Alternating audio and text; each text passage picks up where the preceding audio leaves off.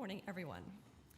We gather on the last day of IROC, and it's with great pleasure and profound respect that I extend a warm welcome to each and every one of you.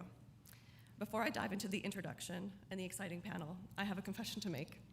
You might notice a slight raspiness in my voice today, and I'm afraid that I have the Canucks in the playoff season to blame for that.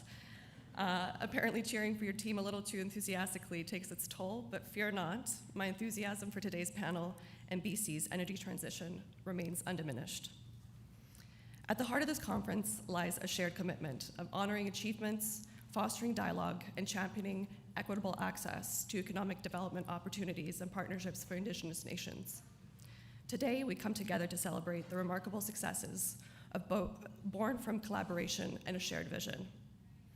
The clean energy sector in BC and across Canada has a long and proven track record of cultivating respectful partnerships with First Nations. For 3 decades, Energix has not only developed a strong reputation in the renewable energy sector, but we've grown from a small Canadian energy producer to a global corporation with a proud history of developing some of the first partnerships with Indigenous nations across Canada, of which today 25 are in BC.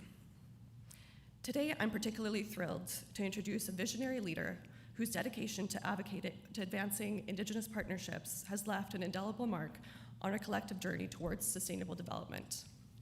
His pragmatic approach and unwavering dedication has propelled him to the forefront of numerous boards and committees where his insights and leadership have shaped policies and initiatives for the betterment of all. Please join me in extending a heartfelt welcome to a man who really needs no introduction, Mr. Dallas Smith.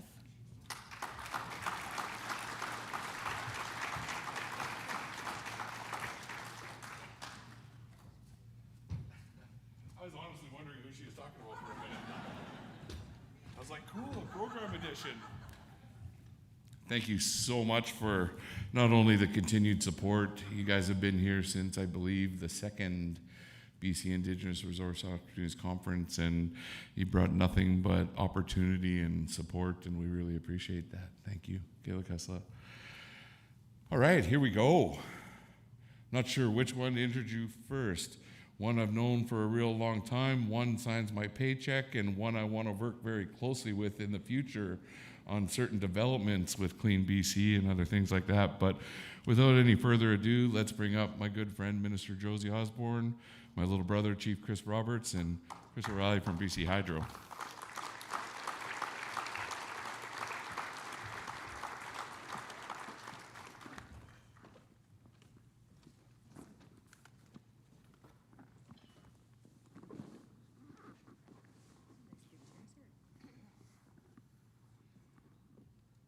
So, I don't need those right now.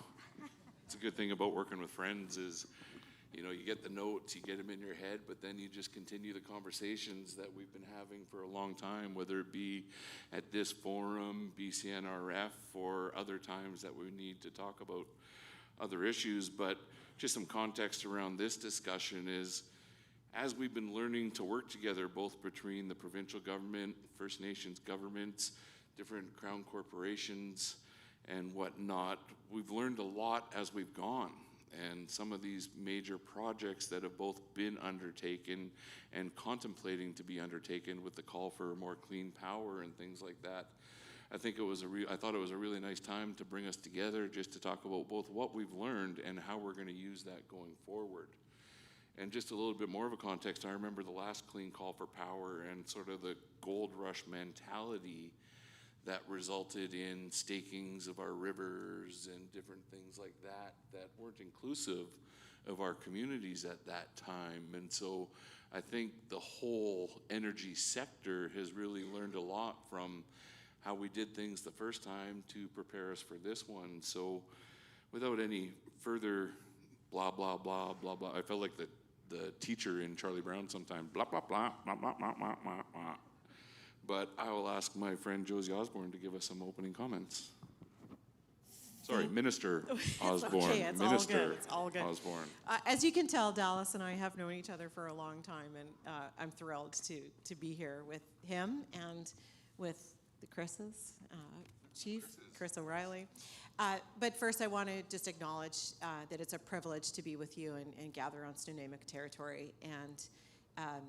And thank you all for being here. Thank you to IROC and everybody who's organized this conference and for inviting me to be part of a panel. I too have a few notes, but I'll skip through most of them because I want to save lots of time for the discussion and the dialogue that I know we're going to have. And first, maybe just a few comments about what a tremendous opportunity we have before us. The province is growing, both in people and in our economy, and in our outlook and attitude and embracing of reconciliation, and the opportunities that are before us with the collaboration and partnership that we are seeing more and more of in the natural resource sector altogether, and certainly in what lies before us in terms of clean energy, is really exciting. And I feel really privileged to be part of the conversation and the work that's taking place. We know that we need more power, and we know that people are looking for clean power to help them drive around, to help them heat their homes, and that industries are looking for clean power because, as the Premier likes to say, BC is a clean energy superpower, and we have already such a strong and resilient backbone of BC hydro reservoirs that we are adding to and integrating more renewables into, and I know we're going to talk about the call for power and the opportunity there. But I think what really has really inspired me and makes me feel so good about some of the work that we're doing is the work to collaborate in much more true partnership with First Nations and introducing in a minimum 25% equity, for example, in this call for power. I know that Chris O'Reilly is going to speak quite a bit about this, and we'll have lots of conversation on it. But equity ownership is another way of saying there's a new way of doing business in British Columbia, and that moving forward, anything we do has to be done in collaboration with First Nations and in true recognition and respect of the rights and title of those rights and title holders, but in partnership with us as people too, and the opportunities that it provides for employment and for training and for lifting people up and providing for better lives for all British Columbians. I will make a couple comments just quickly about the recognition that the call for power with its 40 megawatt minimum does not encompass smaller projects, and these are very important to First Nations, and I certainly have heard this over and over, which is why the work that we are doing with the New Relationship Trust and through the Indigenous Clean Energy Opportunities Tables is such an important part of being able to provide opportunities for those smaller projects too, and we can dig into that a little bit. There are a few folks in the room, I've already seen a few faces who are very engaged in the work on the very originally named North Coast Transmission Line. Maybe there'll be a different name for that one day, but the project to bring more power into the northwest corner of this province, where we're seeing so much growth in the ports at Prince Rupert, in critical minerals mines that want to be able to electrify from the get-go, into the LNG industry, into hydrogen projects, and the need for more power there. And the work that we're doing with those nations through whose territories this line will go through is very, I mean, it's truly unprecedented, this kind of work that BC Hydro is doing in collaboration with the nations and with the support of the province. So we'll get there too. And then last but not least, those communities that are not integrated into BC Hydro's grid. And our goal to see an 80% reduction in the use of polluting diesel fuels by helping these nations and remote communities switch into cleaner forms of energy. And so there's so many stories here on Vancouver Island. A very recent one, the signing ceremony. I think, Chris, you were at the signing ceremony with the Okacho First Nation and their solar farm that they're putting in that will help reduce their reliance on diesel by about 65%. I mean, that's just tremendous. It's tremendous for air quality, for the pride that people will feel, and for knowing that they no longer need to depend so much on diesel fuel. So we have lots to talk about, and I'll stop there, but really thrilled to be here and to be with all of you. Yeah, thank you so much, Minister. It's refreshing to see these discussions continue to evolve, and we don't have to look back too far because there's so much great stuff in front of us. So with that, Chief Chris Roberts, Chief of the We Become Nation, why don't you give us some your opening salvo, if you will. I know we were talking about whether you had to be nice or whether you had to be honest, but you found an ability to do both over your career as chief, so the floor is yours. Gailakasla.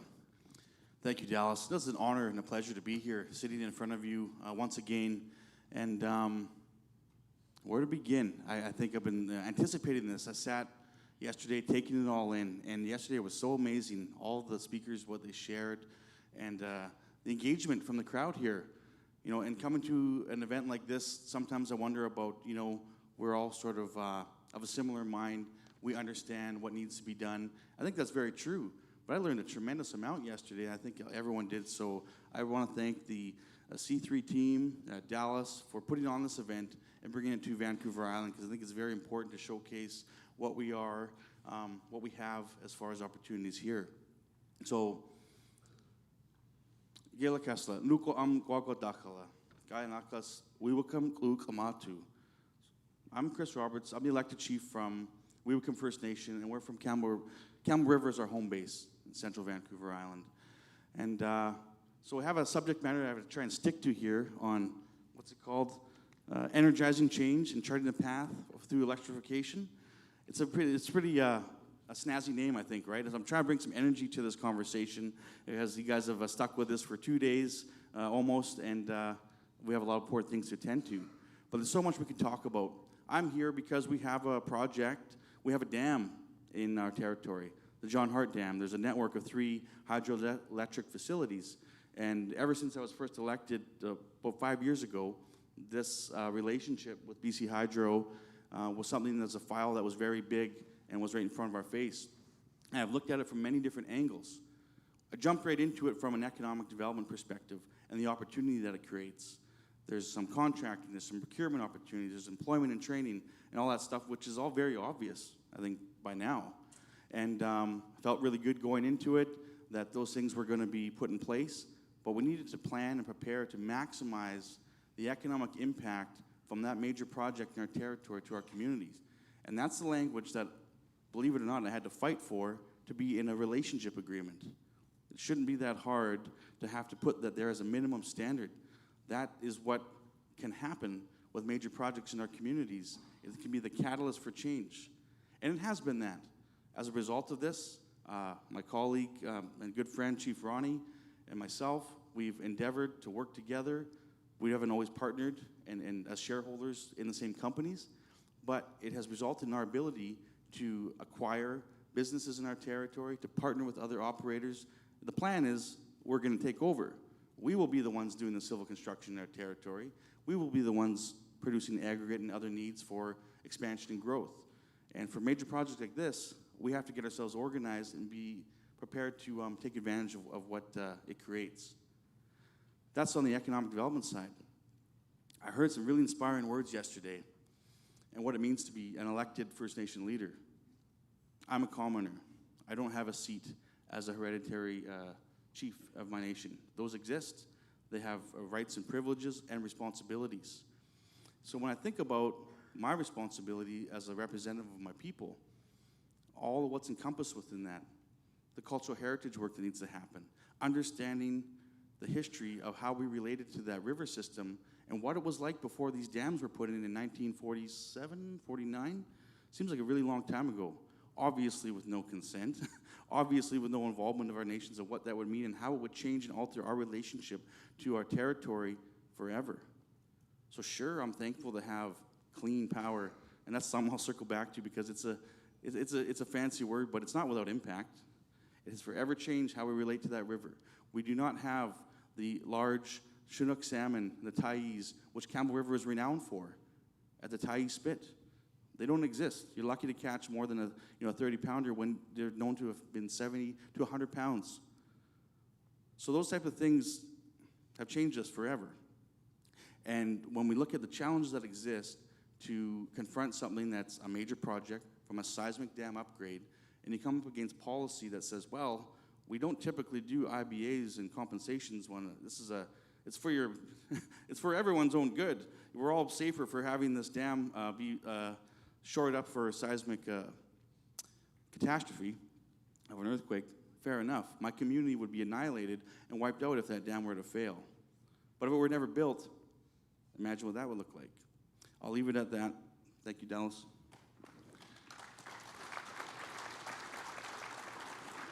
Amazing, Chief. not only are you a karaoke master, but your ability to take these conceptual issues and put them into perspective that make people understand while we're talking about the right way to do these changes, even when we do it in the lowest impact possible, there's still an impact on Aboriginal rights and title and our connection to our lands and resources. So I apologize to my friend Chris O'Reilly for having to follow that up, but you know, I appreciate the role that you've played over the years as we've started to talk about harebrained schemes around how can we indigenize BC Hydro and look at different projects. I know we talked about building a power line through Strathcona Park to bring power to one of the only mines off the grid in British Columbia. So, you know, I know you've been around and you've been at the forefront of the change that has been necessary. So why don't you share some opening comments with us? Yeah, thanks so much, Dallas. Really wonderful to be with all of you today here on the territory of the Snuneymuxw, on this esteemed panel. And we're really privileged to be in a relationship with the Weewakam and the Weewakai First Nation in Campbell River. And my introduction to that was through the first project we did in Campbell River, the replacement of the generating plant there, which was at end of life. And we learned lots of lessons on that project and have carried those into the dam. I hear we're still learning lessons there and appreciate that, and but also proud of the progress we've made together, and happy to do better in the future. I think it's important to acknowledge the impacts that our infrastructure across the province has had on the territories of First Nations, on the lives of First Nations people and cultures, and that's something we need to deal with, and that really informs our efforts around reconciliation, which is really a foundational goal in the organization, and I think you can see it coming through in many things we're doing. The minister talked about this transition we're going through, energy transition, electrification, whatever you want to call it. It's a bigger role for electricity and clean fuels over the use of fossil fuels, and there's tremendous momentum around electrification in the province coming from our customers who see it as a way to reduce their own emissions and meet their own goals. And it's an exciting time, and it's a time of great opportunity for all of us, and an opportunity for First Nations to become part of our sector and our organization, our company. And we are committed to doing business with First Nations in different ways and building long-lasting partnerships. That's really the foundation of our implementation plan for the United Nations declarations on the rights of an Indigenous people. We worked on that for 3 years in engagement with First Nations across the province, and a big part of that was understanding the importance of participating in the energy sector by First Nations, and I think that's informing what we're doing. So I want to talk about 3 examples of things we're doing, and I'll start with the power call the minister spoke about. So we've just released, started in on the process and released the terms of a power call to acquire 3,000 gigawatt hours of clean renewable power across BC. That represents about 5% of our system. It's the first of what we expect to be a series of power calls. We'll have another one in 2026. We spent months and months engaging with First Nations on the design of that, including individual First Nations as well as the First Nations Energy and Mining Council. We appreciate everything we've learned from that process. They have struck an advisory committee that's helping us work through the design. So this is the first time that we've come up with a way to ensure First Nations are involved in an ownership basis in the call. So we're requiring a minimum 25% First Nations ownership, and there's incentives in the process to get that up to 51%, as well as credits for other benefits flowing to communities that may not be part of the ownership. And so we're really excited by that. There's been some interesting projects developed in other parts of the country on that basis, and something that can be a really tangible demonstration of economic reconciliation here in BC. The second example I want to talk about, you've heard our new capital plan. that was released, a $36 billion, a 50% increase in the previous plan. That is about sustaining existing assets like the John Hart Dam.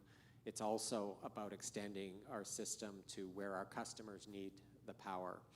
And there's going to be lots of jobs and commercial opportunities in that.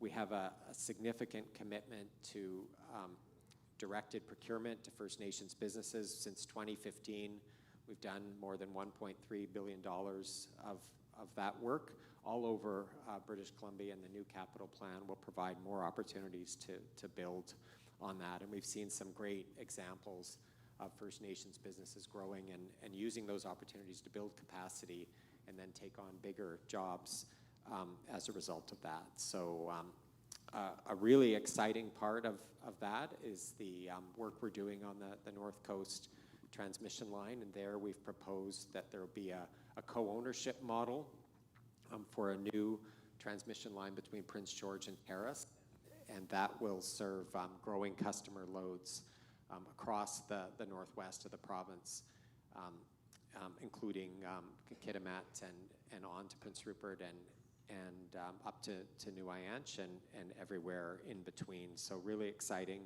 It's the first time we've proposed a co-ownership model here in BC. We're working really intensely with First Nations along the route and with the province to come up with what that looks like, and we're open to doing things differently. We're open to doing it in different ways and ensuring this is a true partnership. So really excited about that. Finally, I do want to talk about the remote communities. So BC Hydro serves 14 remote communities in the province.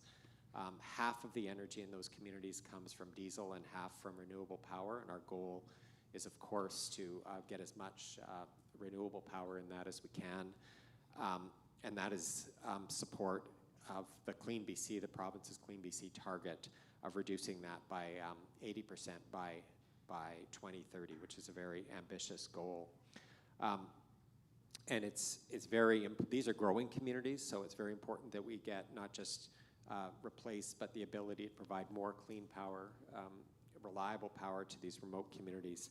So we'll just talk about just the most recent example. So last Friday, we signed our first community energy purchase agreement with the Alcacho First Nation, and they're in Anaheim Lake in BC, and they are going to be constructing a 3.8 megawatt solar farm, which will be the largest not grid-connected solar farm in Canada.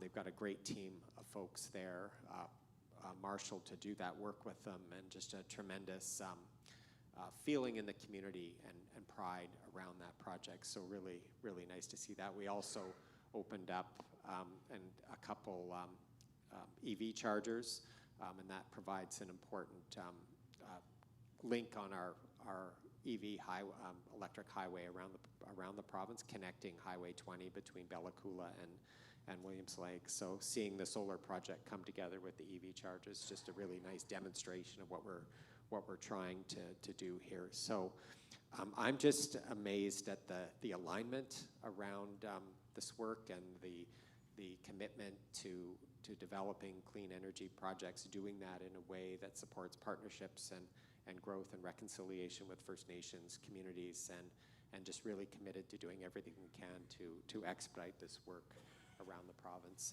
and happy to have more discussion about this today. Perfect. Thank you for great opening comments by each of you. I've got some prepared questions, and please go to Slido for any other questions that the crowd wants to ask as we go through the panel. But Minister, how has Clean BC been influenced by Indigenous communities, and how did the ministry develop the plan with Indigenous perspectives in mind? I know you mentioned a little bit of that about your opening comments, but maybe a little more. Yeah, thanks for that. So Clean BC is our emissions reduction roadmap, and Clean BC sets out the targets for different sectors of our economy and our society, and how we need to reduce those greenhouse gas emissions in order to align with where this world is going, and the Paris targets, as they're called. And so the the second piece of work around Clean BC was the roadmap to 2030, which really lays out much more clearly a set of policies that can be enacted in order to reach the 2030 targets as we start to drive emissions down and working towards a net zero future that we all talk about around 2050.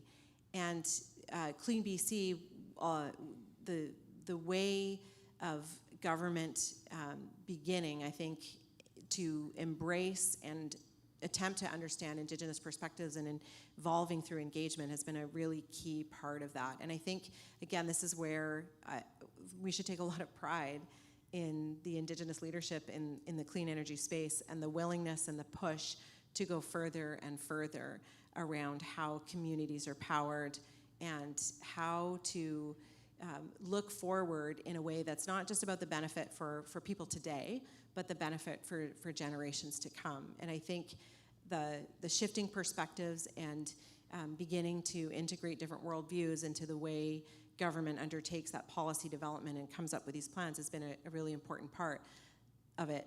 But that being said, there's more to do, and I think we're all aware that Clean BC now is approximately a 5-year plan, and government and our role in looking beyond 2030. I'm excited by the amount of engagement and consultation that now takes place as things like the call for power get designed together in engagement with First Nations, and that we need to go even further in the way we co-develop these together. So maybe I'll just stop there for now and let others contribute. Excellent. Maybe this one's for Mr. O'Reilly. How is BC Hydro prepared for the call for power to support Indigenous nations and communities around BC? Well, the call itself, as I said, was really informed by what we were hearing from First Nations through our engagement around the implementation plan for UNDRIP, and so we knew that First Nations ownership was an important component. We recognize there's about 125 independent power projects in the province, and has been alluded to, they weren't built in this environment, so there's not necessarily there hasn't been the type of First Nation engagement and involvement, participation in those projects that we would expect today, and so that was a founding principle of the design of the call. So we had lots of sessions around the province, lots of listening, and I think work to stretch our own perspective on what's possible, and also recognize First Nations are in a different place, right? Some wanted, didn't necessarily want to have ownership, but they wanted to create the space for other types of agreements. So I think we've been able to find a place that meets the broadest range of interests. So I'm pretty excited about what that can be. When you look at the amount of investment that is going to go into this call, and I should say we've had tremendous participation from the Canada Infrastructure Bank, and they've created a product that will provide loans to First Nations on very attractive terms for up to 90% of the equity investment, and they're using the learnings they've gathered from across the country on being part of these projects. I think that this can be one of the biggest economic reconciliation programs that's ever happened in the country, right? It's not going to be it won't be the last for sure, but it's a very, very significant step, and really looking forward to seeing what comes. It's great to see kind of how we've spread the discussion out a little bit, and we kind of don't focus the relationship on one aspect between BC Hydro, the ministry, and First Nations, and we've kind of talked about that rural-urban divide a little bit, and I think of the CEDAR program that the New Relationship Trust helps to implement with help of Coast Opportunity Funds in some rooms. Chief Roberts, what's Weebecom's experience on the John Hart Dam project in building partnerships with BC Hydro? Like I said, you started somewhere that needed to go somewhere, and what have you kind of learned from that and been able to take away from that as you go forward? It's been a fun process, to be honest. I've learned a lot through it, and I sounded maybe a little bit jaded on my opening comments, and I wish I would have prepared some. I probably would have talked longer. But that experience, like, it's hard work, you know, and the relationship is good, though. The people that we work with, you know, Al Leonard is in the room. He's been fantastic to work with. He's responsive to me and Chief Ronnie, to our needs. Some of the biggest challenges are to do with overlap and shared territory. And that's our business as First Nations, right? Talk about reconciliation. That word hasn't been mentioned too much in over this, which is fine. But to me, it's how we work together with our neighbors to get ourselves organized and sort that stuff out so that we can come to Crown corporations and government with a plan and with a proposal that meets our community objectives. So it's been frustrating, though, to be honest. Like, I like to come into this thing in my role as a leader with a really practical approach and feel like we shouldn't have to fight for things. And the understanding should be there. And it is. It's there in legislation now. It's there in BC Hydro's recently released UNDRIP implementation plan. Those words matter. Those commitments are important. Being here to talk about, it's largely been around industry, and there's been a lot of accolades and given to industry on being the front lines of economic reconciliation for years. But come on, what did our keynote say last night? If it weren't for the court cases that forced that, it wouldn't happen automatically. So I do applaud government for policy changes and legislative changes that set the bare minimum and for us to continue to build on. So I'm excited for the future. We need clean power in our communities. It's right now a bit of a hurdle in our neck of the woods on Vancouver Island and north to unlock other economic potential for even major projects like land-based salmon farms or hydrogen facilities and all this really cool stuff that I'm constantly learning about. So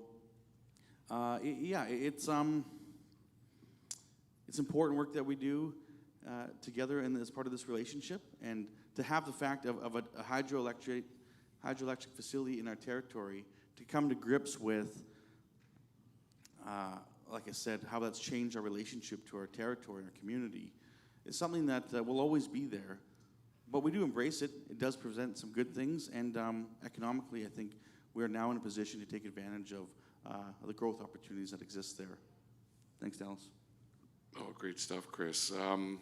You know, you mentioned something, and obviously, you know, I got pretty caught up in the moment and maybe cursed a word that I probably shouldn't have used when it came to the aquaculture industry. But, you know, aquaculture is a good example of where we're trying to find clean energy to not only provide for community use, but the evolving industrial uses of First Nations communities. I think of Kitasoo up in Clem too, but then I think of some of the opportunities we could have around a sustainable aquaculture industry in the Discovery Islands, where a power line isn't really something that's incredibly earth-shaking. It's something that we could see fitting. So maybe both for you, First Minister Osborne, where does the ministry find its way in talking about meeting the current needs, but also meeting the aspirational needs of First Nations as they engage different industries to support their communities?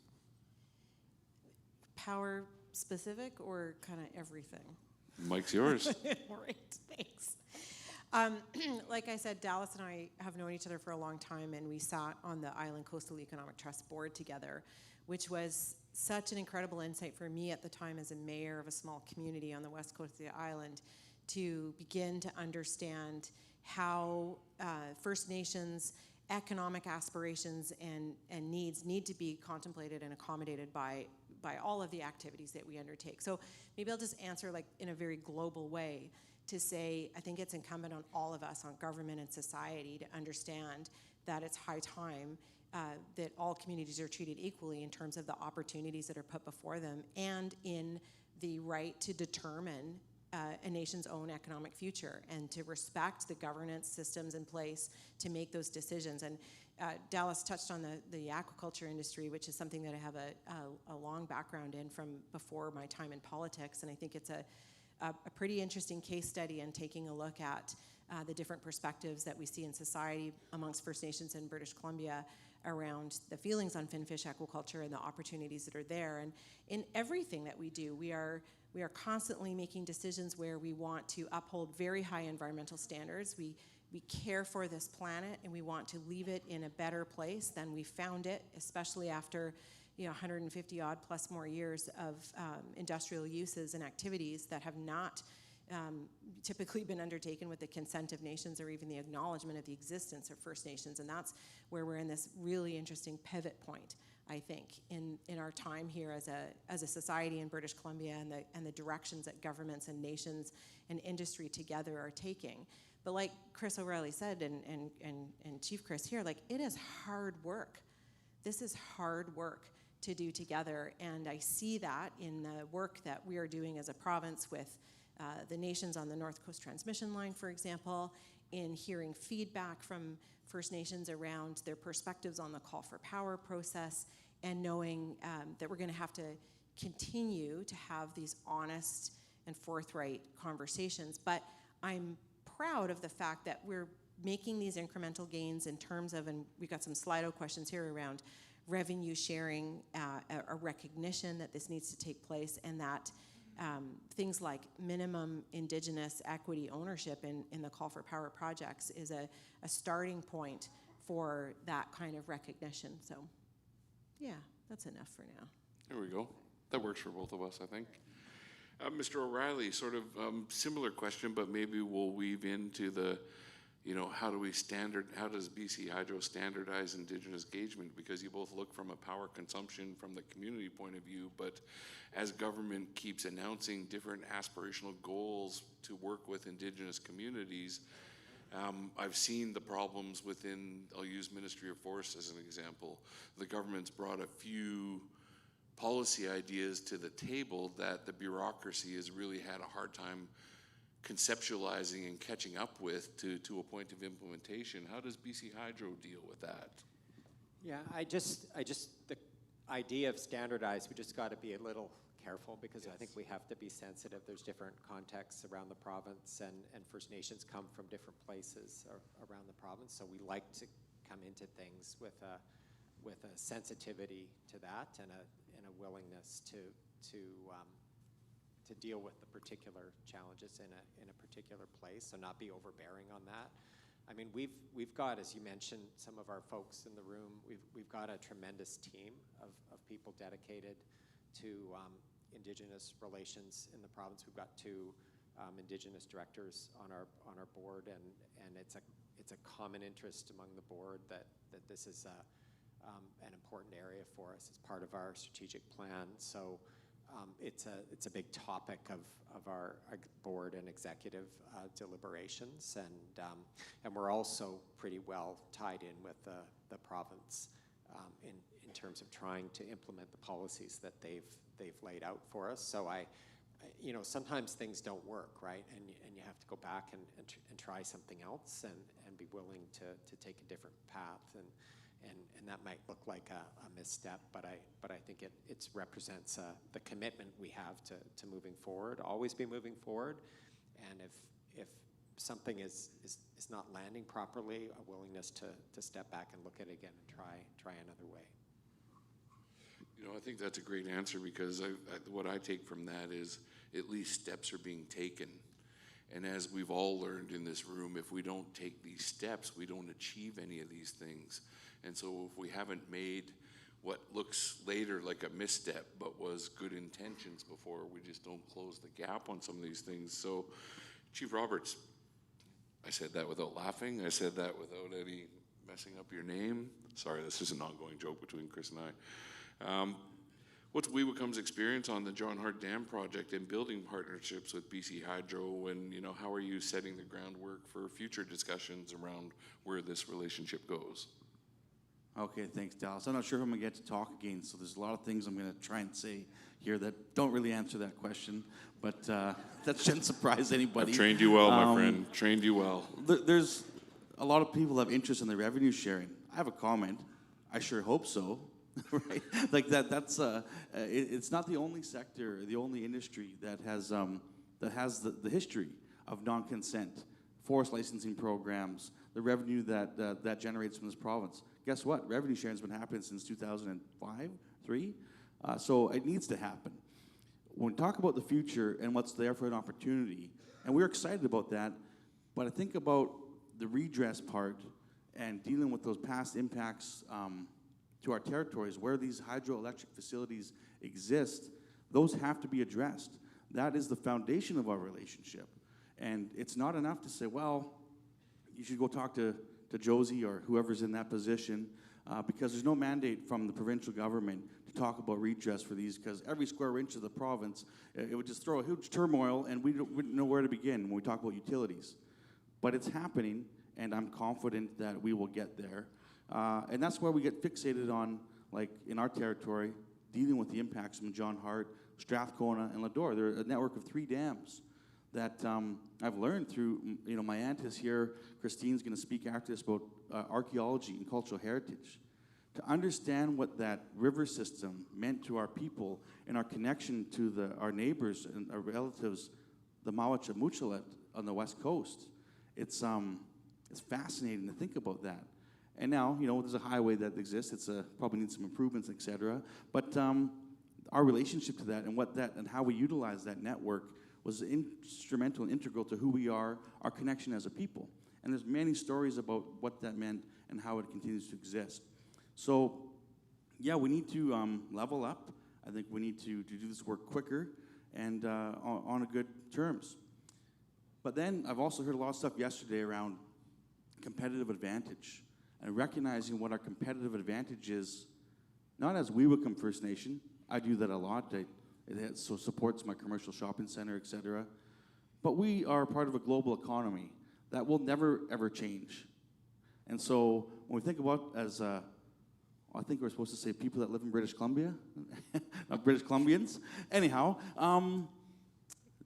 clean power and reliable power for all types of growth and development is our competitive advantage. And to take it and to move ahead collectively with First Nations as partners to help support our capacity to participate in projects, that's going to help us take us forward and be recognized on a global stage as a major player in all industries. And to use the reconciliation platform that exists around this can be a springboard to that. So I'll leave it at that, Dallas. Thanks. I think it's good, and I'd feel irresponsible as a First Nations leader if we didn't turn that revenue sharing discussion to both a representative from the Crown, but a representative from the Crown Corporation. I mean, I look at the work that was done on the BC Lottery revenue sharing, and I see my friend Cole Sayers over there who's doing a lot of work on a daily basis to make sure that we understand all the things in play here. I mean, I know as a First Nations leader, we get frustrated and we know the revenue's there and we're just like, chop it up and share it. But does that keep that competitive advantage that Chief Roberts was just talking about? So maybe I'll start with Chris first, Chris O'Reilly first, and just, I know eventually you got to get there, but what are your thoughts now? Yeah. I mean, the broader reconciliation efforts we're going through in Canada and British Columbia, I think, are profound. And at BC Hydro, the focus on that is the go forward efforts. So we've been focused on things like the power call and doing things differently with new infrastructure, the work we're doing to rebuild the dam at John Hart, for example. And I know it's frustrating to folks who say, I hear you're doing that, but what about this and what about that? The question of revenue sharing is something that we've looked at periodically with the province, discussed with our board. I mean, I think that's part of a larger question of revenue sharing that essentially is a part of the fiscal framework of the province and has to be kind of dealt with in concert with other things like lotteries and forestry and other streams of revenue. So we're not at this point, we don't at this point have a plan to implement a revenue sharing model in the province for BC Hydro. So as the minister in charge, why does he not have? No, I'm just teasing. That's a mean one. That's a mean one. But You know, we've heard the stories of it doesn't matter what stripe a government's been in, BC Hydro has sort of been there to help that government meet some of its objectives. Whoa. Opa. But in all seriousness, you know, we've brought these issues forward and we've all said we want to achieve them. And as someone, you know, who's been in the trenches helping that on other matters, it's not as simple as just saying, okay, there's X amount of dollars here, there's 203 First Nations, we all chop it up this way. But just what are some thoughts as the minister, you know, how do you see this discussion happening with your cabinet colleagues? Thanks, Dallas. First of all, the entire issue and concept of revenue sharing is something that I think everyone in this room knows is a very live subject with government, and the fiscal framework and the revenue sharing work that's being led by the Ministry of Finance and the Ministry of Indigenous Relations. So I won't step on their toes too much, but the gaming revenue, FCURSA, you know, mineral tax revenue, there are examples throughout government where this is beginning to happen, and the need to establish a framework that addresses some of the what Dallas was speaking of, the variability, or how do you do this with over 200 nations across the province is a large and meaty subject. When it comes to BC Hydro, though, I think it's worth examining the role of hydro as a provider of energy that we all rely on, and that as a Crown corporation, the revenues that BC Hydro generates that are returned back to people and businesses in the form of lower rates, some of the lowest rates in North America, and the competitive advantage that gives us, and that competitive advantage should be shared equally, and what the trade-offs would be in terms of revenue sharing. So currently, right now, BC Hydro's net income comes to the province. That's used to pay for roads and hospitals and bridges and all of the things that are important, as programs and services that are important to all of us as British Columbians, and that's part of that bigger conversation, I think, around revenue sharing altogether. And there's been a lot of thought put into, for example, the call for power, being a competitive call for power, having a procurement process that is intended to use that tension out there in the private market to see what the lowest rates we can get are, so that, again, we're sharing the ability to have low energy rates for British Columbians, and that we all benefit from that. But I spoke about smaller projects that we know and First Nations have already led on being able to do, and the need to be able to make up that gap for what is the price of electricity that they need to see in order to make that project viable in their communities. And that's where the role of the New Relationship Trust and the money that the province has gone there is to bring down that competitive disadvantage that a project like that would have in a competitive call for power. So it's not revenue sharing directly in a sense, but it is an opportunity sharing that I think is contemplating that need to keep rates low for all British Columbians. So I think it's actually a pretty tricky question, and something that is also going to get explored as we move forward in conversations around First Nations utilities and power authorities, and these are things that are going to happen in the months and years to come. So it's not a direct answer, but I think I want to just express that it's a bit of a complex situation when it comes to BC Hydro specifically.